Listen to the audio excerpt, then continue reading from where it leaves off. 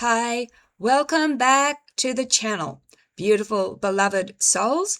My name is Gem Stone. I'm a psychic medium and I am an author.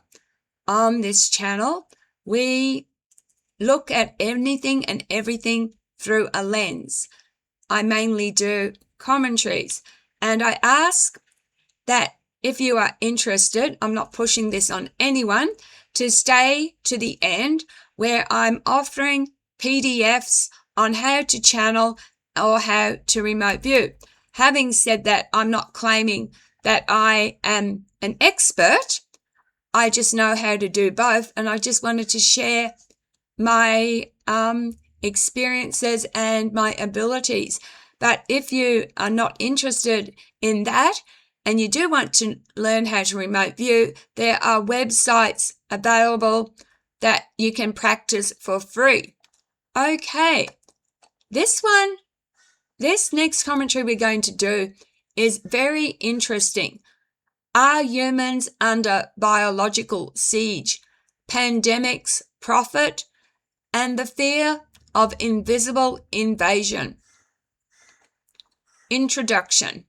It feels like humanity is under attack. Invisible enemies drifting through the air, crossing borders without passports, mutating faster than governments can react. In 2020, the world stopped for COVID-19. Then came renewed fears over Hantuvirus headlines. At present, parts of Africa are battling Ebola outbreaks once again. America is facing concerns over emerging viral threats and bird flu spillovers. And here in Australia, something many people believed belonged to history books has quietly returned: diphtheria. A disease most of us thought had been abolished. So naturally, people are beginning to ask, why now? Why does it suddenly feel like pathogens are everywhere? Is this simply the natural cycle of biology? Or are darker forces at play behind the curtain? In this video, we explore one of the biggest fears haunting modern civilization. Are humans entering a new age of biological invasion? And we're going to examine this carefully, not through blind panic, not through propaganda, not through conspiracy rabbit holes where every shadow becomes a villain, but throughout history, science, economics, evolution, and the uncomfortable reality that nature itself may be more terrifying than any secret cabal. Because the truth is this: viruses do not need evil intentions to devastate humanity. Nature has been trying to kill us since the first cell crawled from the ocean. And yet, some aspects of modern medicine, pharmaceutical economies, and global systems do raise difficult questions people are afraid to discuss openly. Questions about profit, questions about preparedness or preparation, questions about whether our civilizations has become biologically fragile, and perhaps most disturbingly of all, what happens if this is only the beginning? The age of the microbial storm. One thing humanity repeatedly forgets is that pandemics are not abnormal. They are historical constants. The Black Death wiped out enormous portions of Europe. The 1918 influenza pandemic killed tens of millions worldwide. Polio, terrified families for generations. Tuberculosis once consumed entire bloodlines. Smallpox scarred civilizations for centuries. Disease shaped history more than kings ever did. Empires have fallen not from war, but from microbes. And in many ways, COVID shocked modern society because we had grown arrogant. We believed antibiotics, vaccines, sanitation, and technology had conquered nature. But nature doesn't surrender. It adapts. Viruses mutate. Bacteria evolve.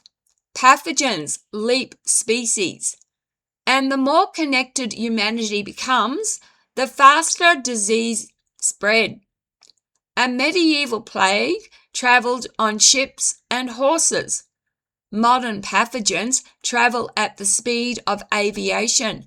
One infected traveller can move a virus across continents before symptoms even appear. Civilization has essentially created a giant global bloodstream, and microbes are learning how to ride it. My university studies and the filovirus fear. Back in 2019, I studied infectious diseases at university. One of the diseases that deeply disturbed me was Marburg virus. Marburg belongs to the filovirus, closely related to Ebola. And these viruses are terrifying, not because they are supernatural, not because they are engineered monsters, but because they reveal how brutally efficient nature can be. Hemorrhagic fevers attack the bodies at multiple levels: the vascular system, immune regulation, organ stability. In severe cases, the body essentially begins collapsing internally. And what struck me most while studying these diseases was this: many deadly pathogens already exist naturally in animal reservoirs, hidden, dormant, waiting for ecological opportunity. Bats, rodents, birds, livestock. Humanity lives surrounded by viral libraries we barely understand. And every year we push deeper into forests, deeper into wildlife habitats, deeper into ecosystems where these pathogens evolved long before humans existed. We are colliding with ancient biology. Is this a cycle? The answer is yes, but not in the way many people think. Human history appears to move through cycles of disease emergence. Several factors drive these cycles: population density, global travel, environmental disruption, climate shifts, factory farming, antibiotic misuse, and declining vaccination rates in some communities. Pathogens thrive when ecological balance breaks down. Take bird flu. Wild birds naturally carry influenza strains, but industrial farming creates dense environments where viruses can rapidly mutate. Or consider Hendra virus in Australia. Habitat destruction pushed bat populations closer to horses and humans, increasing spillover events. COVID itself highlighted how vulnerable modern civilization is when a highly transmissible pathogen emerges in a hyper-connected world. This doesn't require an elite conspiracy. Biology alone explains much of it. But there's another layer people are sensing emotionally. Modern civilizations feel increasingly unhealthy. Chronic illness is rising. Stress is rising. Sleep disruption is rising. Ultra-processed food consumption is exploding. Many people feel biologically exhausted, and exhausted populations are more vulnerable. The antibiotic crisis. Now, this is where the conversation becomes deeply important, because one of the greatest threats humanity faces is not just new diseases, but losing our weapons against them. Antibiotic resistance is becoming a global crisis. Bacteria evolve incredibly fast. The more antibiotics we use, the more evolutionary pressure bacteria face to survive them. Over time, resistant strains emerge. Some infections have already become frighteningly difficult to treat. And here's the uncomfortable economic reality. Developing antibiotics is expensive, very expensive. As I learned in 2019, studying drugs in society, many medications take around a decade to develop from concept to pharmacy shelves, and most fail. The pharmaceutical industry spends enormous amounts on research, trials, regulation, and manufacturing. But antibiotics present a unique problem. They cure people quickly. From a purely business perspective, chronic medications often generate more stable, long-term revenue than short-course cures. But this does not automatically mean pharmaceutical companies secretly want people sick. That's an important distinction. Many scientists genuinely dedicate their lives to saving humanity, but economic systems absolutely influence research priorities. If a treatment is less profitable, investment can decline, and that creates dangerous gaps in preparedness or preparation. This is why many experts warn that humanity urgently needs new antibiotics, antivirals, and global public health investment, because bacteria and viruses are evolving continuously, whether government prepares or not. Nature does not pause for quarterly profits. The conspiracy question. Now we arrive at the question many people are afraid to even ask openly. Is there an agenda? Are elites intentionally weakening humanity? Is overpopulation driving hidden biological strategies? It's understandable why people think this way. Trust in institutions has eroded dramatically. Governments contradict themselves. Corporations prioritize profits. Media narratives shift constantly. During COVID, confusion, censorship debates, political polarization, and changing scientific advice created enormous public distrust. And when people lose trust, conspiracy theories rush to fill the vacuum. But we must be careful because there's a difference between systemic failure and coordinated evil.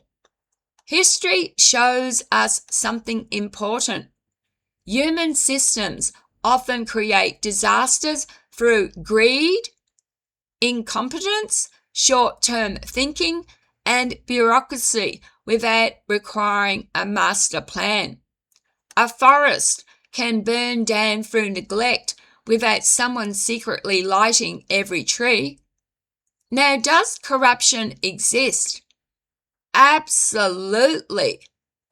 Do corporations sometimes prioritize profits over ethics? Yes. Have governments hidden information historically? Without question. But there is currently no credible evidence proving a coordinated global elite agenda to intentionally unleash diseases to reduce populations. And ironically, nature itself already feels dangerous enough. The real threat may not be organized conspiracy. The real threat may be that humanity created a fragile civilization dependent on endless growth while underestimating biology. The immune system under modern life.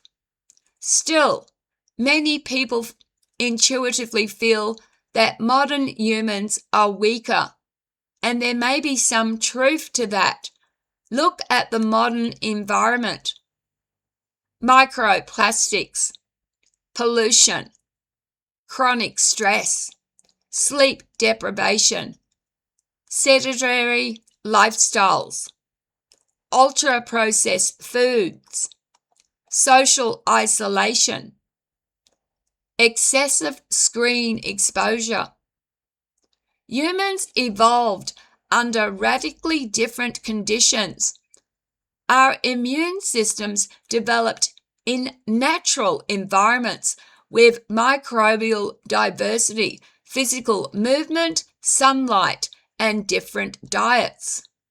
Now we live inside artificial ecosystems. And while medicine has extended lifespan dramatically, modern lifestyles may also contribute to chronic inflammation and immune dysregulation. So, when pathogens emerge, populations may be less resilient than previous generations in certain ways. Not weaker morally, biologically strained, like overclocked computers running too many programs simultaneously. The psychological effect of constant outbreaks. Another major factor is perception. Today, we hear about every outbreak instantly. A virus detected in one village can become global news within hours. Social media amplifies fear continuously. In the early 1900s, millions died from influenza without real-time TikToks, live streams, or push notifications. Now, humanity experiences disease psychologically as a constant rolling wave. This creates collective anxiety. The atmosphere begins to feel contaminated, and fear itself affects health. Stress hormones impact immunity, Chronic anxiety weakens resilience. A frightened civilization becomes biologically and psychologically A frightened civilization becomes biologically and psychologically. Oh, come on. Take 3. A frightened civilization becomes biologically and psychologically vulnerable simultaneously.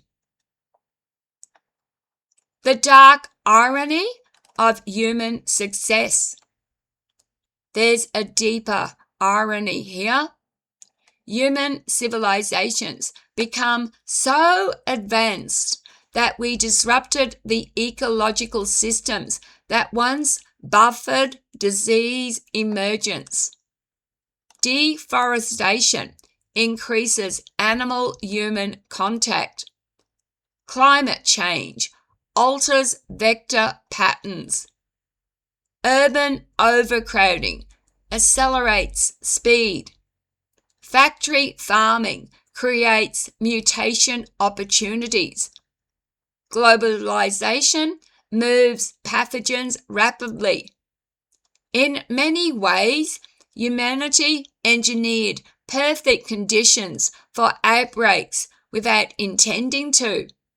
We built a civilization optimized for speed, not resilience. And microbes exploit weakness with ruthless efficiency. Viruses don't hate us, they simply evolve. The spiritual dimension. Now, beyond science, many people feel something symbolic is happening, almost like humanity itself is spiritually diseased, disconnected from nature, disconnected from community, disconnected from meaning. And whether you view that spiritually, psychologically, or philosophically, there's something haunting about the timing. As civilization becomes more technologically connected, people feel emotionally isolated.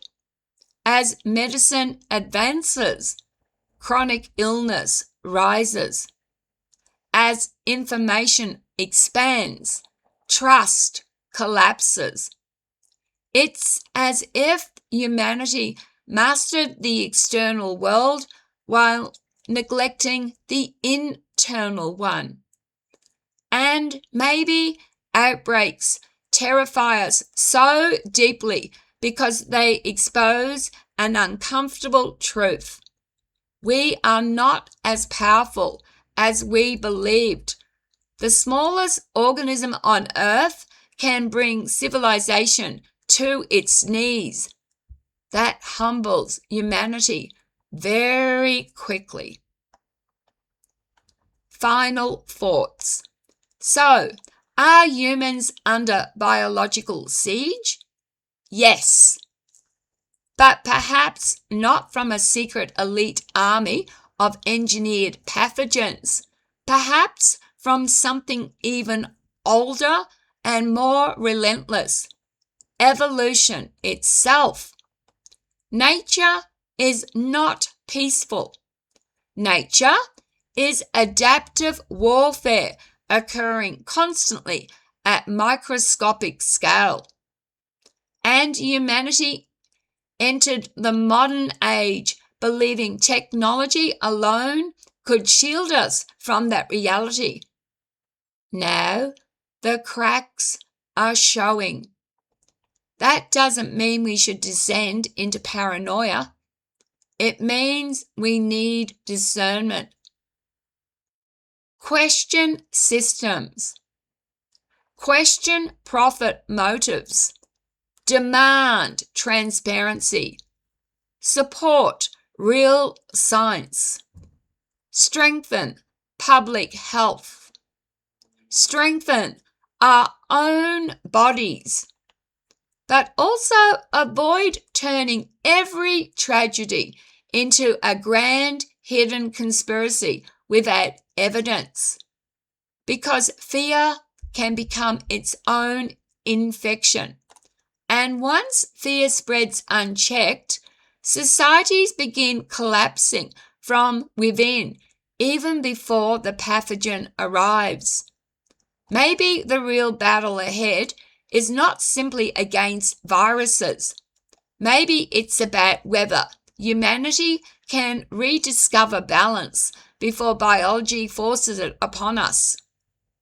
Because in the end, the invisible world has always ruled us. We are only just beginning to remember that. All right, I ask if you leave a comment that you do so with respect. If only the world was more respectful, less judgmental, more tolerant, be a much better place to live. I also ask that you be kind to each other, smile at a stranger. It costs nothing to be kind or smile, and you might just save someone's life. And these are the PDFs. So if you would like to know how to channel or how to remote view, there is my email address and my PayPal address. I also invite you to drop me an email. You don't have to buy anything. Just write an email and I will respond within about 48 hours. Okay, thank you for watching, beloved souls. I hope you have a wonderful day. You won't see me tomorrow. I'll be away. Please take care of yourselves because you matter. You are precious. You are here for a reason. And let's stop the fear-mongering.